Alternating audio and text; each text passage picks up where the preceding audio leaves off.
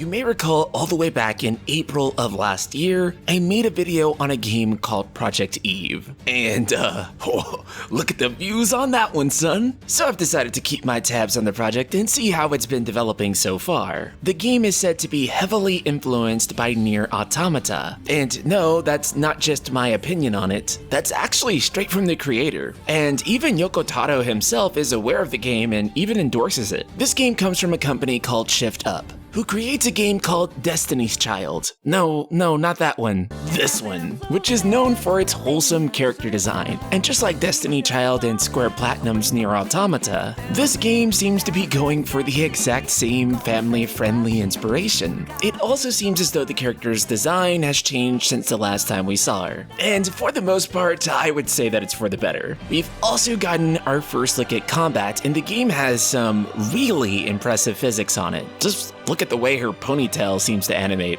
It's really impressive. Or this bit here where the environment seems to be destructible. And there's like some super crazy particle effects happening during all of this fight. Not to mention just how impressive her combat animations look. They're very swift and satisfying. And it's also paired with some really satisfying sounding sound effects that really just brings it all home. Then there is this little robot guy that seems to be following you around in combat. Honestly, it really reminds me of Pod. We don't really see him doing anything though, so it's left ambiguous as to what he's actually doing there. It could honestly just be that his functionality is not implemented yet, or that they're saving it for a later reveal. Oh, and then there's the finisher where she just slices Lizard Man up. Though if the combat and the, let's just say, backstory didn't quite remind you of NieR Automata, then some of the locations definitely will, with much of the game that we've seen so far seemingly taking place in city ruins. The one thing that I will say is that this game much more heavily uses its color palette, creating a brighter and more beautiful apocalypse than ever seen before. Curiously enough, we're also shown some screenshots where the main character is simply wearing jeans instead of her cyborg outfit, and what appears to be like a schoolgirl top. So one could reasonably speculate that maybe this is something in the game's prologue. Now, originally it was mentioned that the game was being developed for PlayStation 4 and Xbox One. However, this no longer seems to be mentioned. I would consider it possible and honestly likely that the game is probably coming to PlayStation 5 and the Xbox Series X. And judging by the particles, the physics,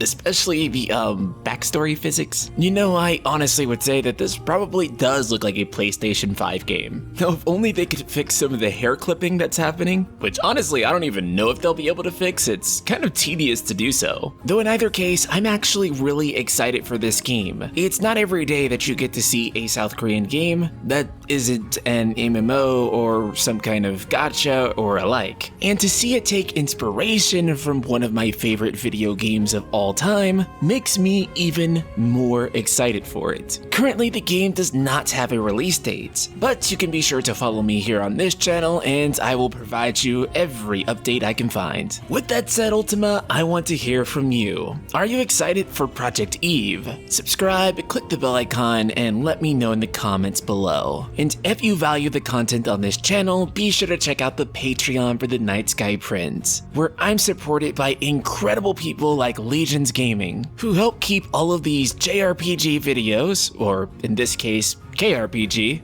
coming right to you. So if that means a lot to you, be sure to check the link in the description below. Shout out to Legions Gaming and the rest of the Ultima community.